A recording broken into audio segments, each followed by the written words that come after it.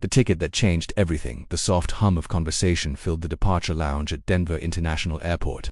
Sarah Martinez sat quietly in her window seat, watching planes taxi across the runway in the golden afternoon light. Her boarding pass for Flight 447 to Seattle rested gently in her hands, a ticket she had saved for months to afford. Sarah worked as a nurse at a small clinic downtown. Every dollar mattered in her world. This trip to Seattle wasn't for vacation. Her elderly aunt had fallen ill, and Sarah was the only family member who could make the journey to care for her. The ticket had cost nearly a week's wages, but family came first. It always did. The gate area buzzed with the usual pre-flight energy. Business travelers typed on laptops. Families gathered their belongings. Flight attendants made their routine announcements over the intercom system. Sarah found comfort in these familiar airport rhythms. They reminded her that people everywhere were going somewhere meaningful, carrying their own hopes and concerns. As boarding time approached, Sarah noticed a commotion near the check-in counter. A tall man in a well-tailored gray coat stood holding a small child with curly brown hair. The little girl, maybe 3 years old, wore a pink sweater and looked tired.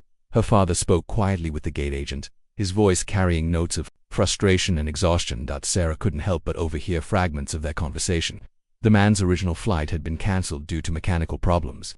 He and his daughter had been stranded at the airport for nearly 8 hours. They were trying to get home after what sounded like a difficult family emergency. The gate agent explained apologetically that the current flight was completely sold out. The man's shoulders sagged slightly as he processed this information.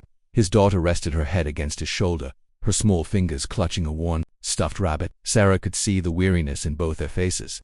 The child's eyes were heavy with the kind of exhaustion that comes from disrupted schedules and unfamiliar places. Sarah watched as the man walked slowly back toward the seating area, gently bouncing his daughter in his arms. He found 2 seats near the window and settled down carefully. The little girl curled up against him, thumb finding its way to her mouth. Her father smoothed her hair with patient, loving strokes. Something stirred in Sarah's chest as she observed this tender scene. She recognized the look of a parent trying to stay strong for their child. It reminded her of her own father, years ago, when money was tight and solutions seemed impossible to find. Her father had always found a way, but she remembered the worry lines around his eyes during those difficult times. The boarding announcement echoed through the gate area. We will now begin boarding Flight 447 to Seattle.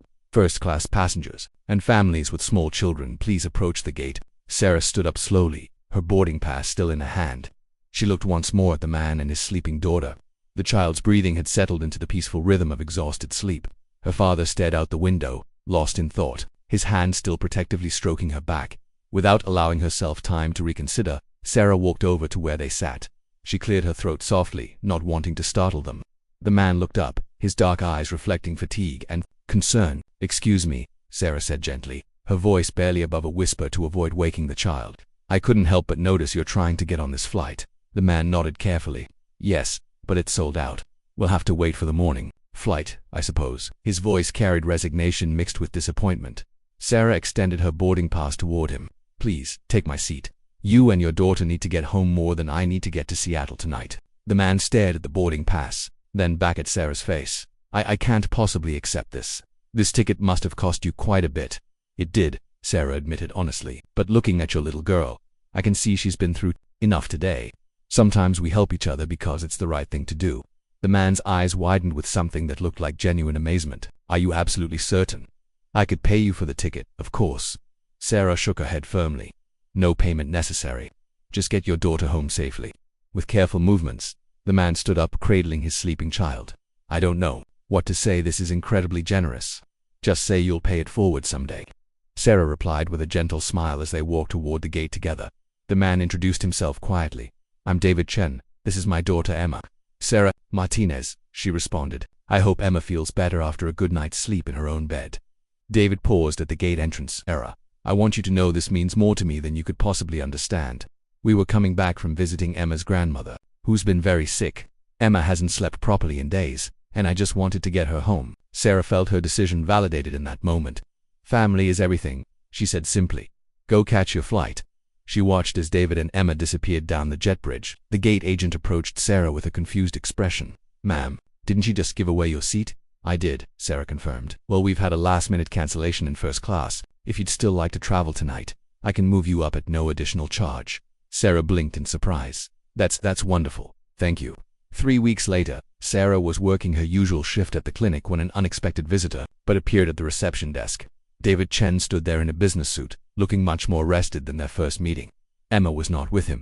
Sarah, he said, approaching her workstation.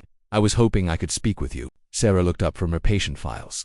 David, how nice to see you again. How is Emma? She's wonderful. Thank you. Back to her usual energetic self. David paused, seeming to choose his words carefully. Sarah, I wanted to thank you properly for what you did at the airport.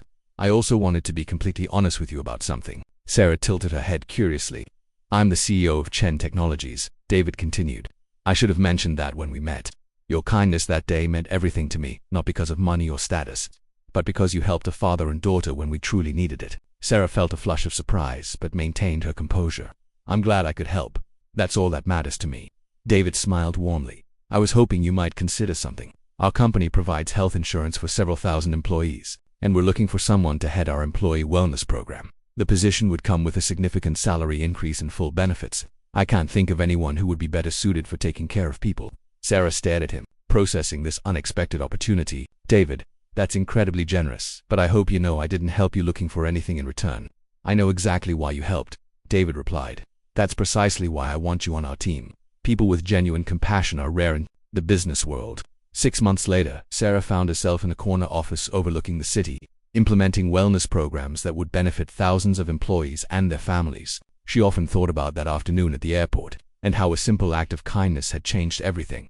But the real satisfaction came from knowing that somewhere in the city, a little girl named Emma was growing up with a father who understood the importance of helping others.